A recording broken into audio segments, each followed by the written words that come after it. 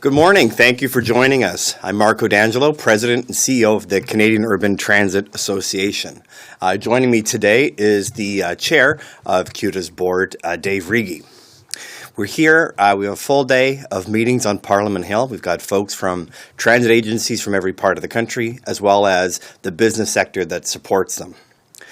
We'll be speaking today with members of Parliament, other elected officials, the senior civil service as well, to talk about one clear and urgent priority: sustained and expanded federal funding for public transit. Tomorrow, we'll be continuing that discussion with our policy forum, and that takes place from 8 a.m. to 3 p.m. at the Lord Elgin Hotel right here in Ottawa. And we invite members of the media who wish to join us to let us know. It'll be an opportunity to take a deeper dive into the policies that shape the future of public transit in Canada and where we're going in the coming decade. And then also an opportunity to hear directly from industry leaders, transit experts, and decision makers from around Canada. So what brings us all here today? Transit and Canada are at a pivotal moment. Political shifts, supply chain disruptions, and rising costs have underscored one simple truth: that transit isn't just a service, but it is nation-building infrastructure. Like the railways and highways that connected earlier generations, today's transit systems connect the next generation of housing and jobs and economic opportunity. They're essential to making growth sustainable, ensuring affordability and fairness for families, while building a competitive Canadian economy.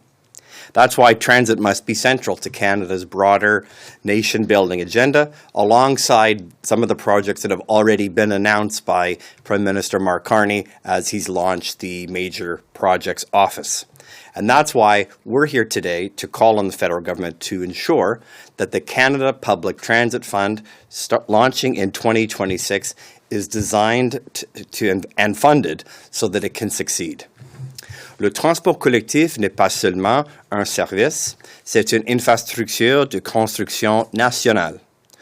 Tout comme les chemins de fer et les autoroutes qui ont uni les générations précédentes, les réseaux de transport collectif d'aujourd'hui relieront la prochaine génération à ses logements, à ses emplois et aux occasions économiques.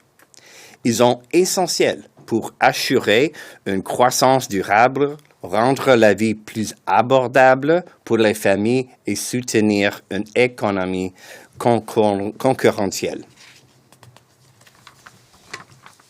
C'est pourquoi le transport collectif doit être au cœur du programme de construction nationale du Canada, aux côtés d'autres projets structurants appuyés par le Bureau de grands projets du Premier ministre Carney.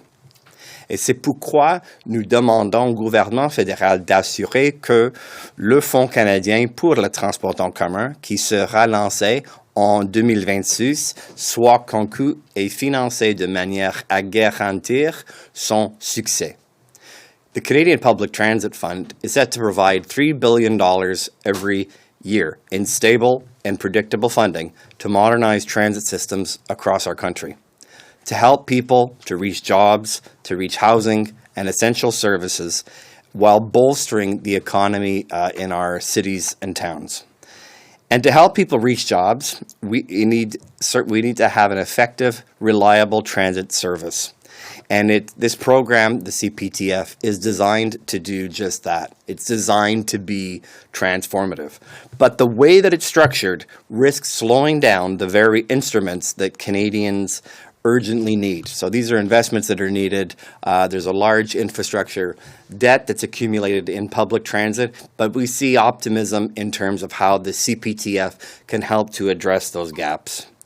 Right now, the fund has several streams, including a smaller baseline stream that will be available but offers fewer dollars, and a much larger metro region stream that will be tied up in complicated government requirement and red tape.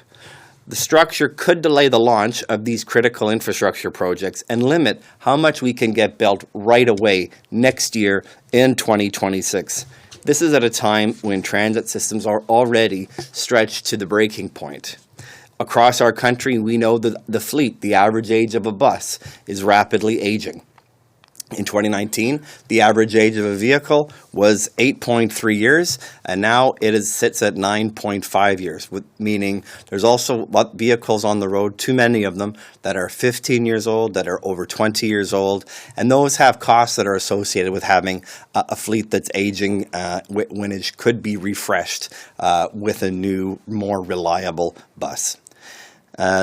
At the same time, we know that $9.5 billion worth of transit assets are already rated to be in poor condition and require up to $20 billion in capital just to restore those. And this is really where it's essential that that fund for Canadian public transit launches on time on April 1, 2026. So today, as we meet parliamentarians, we're bringing forward a clear set of solutions.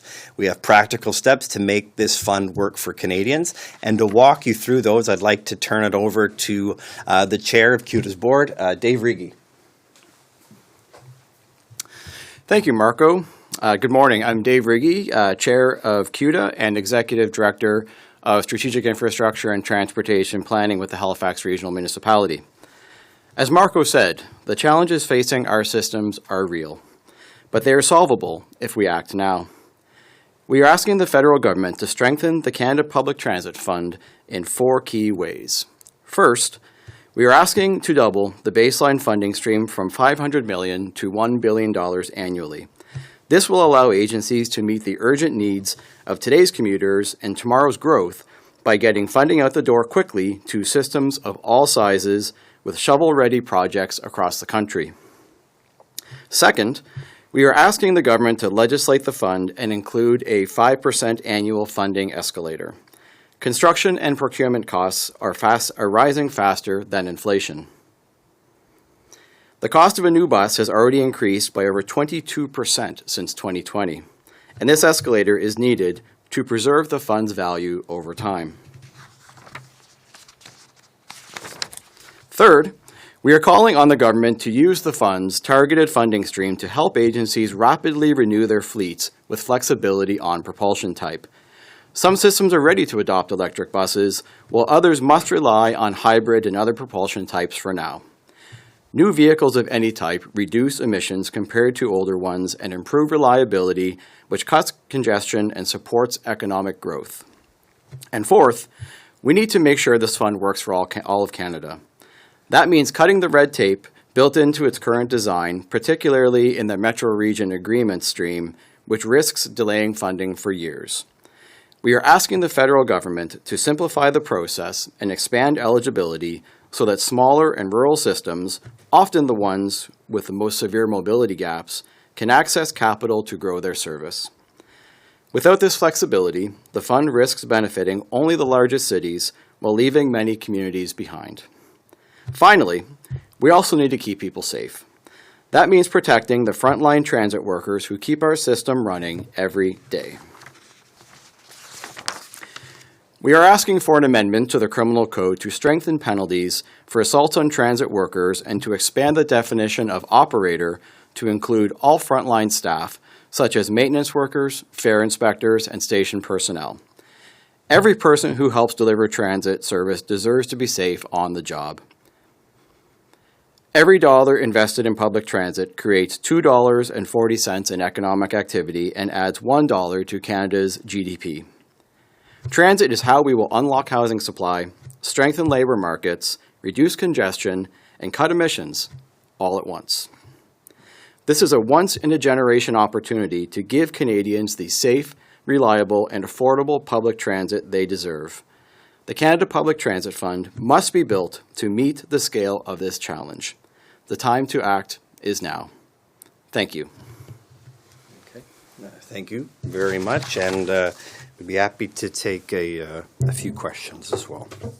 Thank you very much. We don't have any questions in the room or online right now. Okay. Nous n'avons pas de questions dans la pièce ou en ligne. This concludes the press conference. Okay. Ça conclut la conférence de presse. Merci. Thank you. Thank you.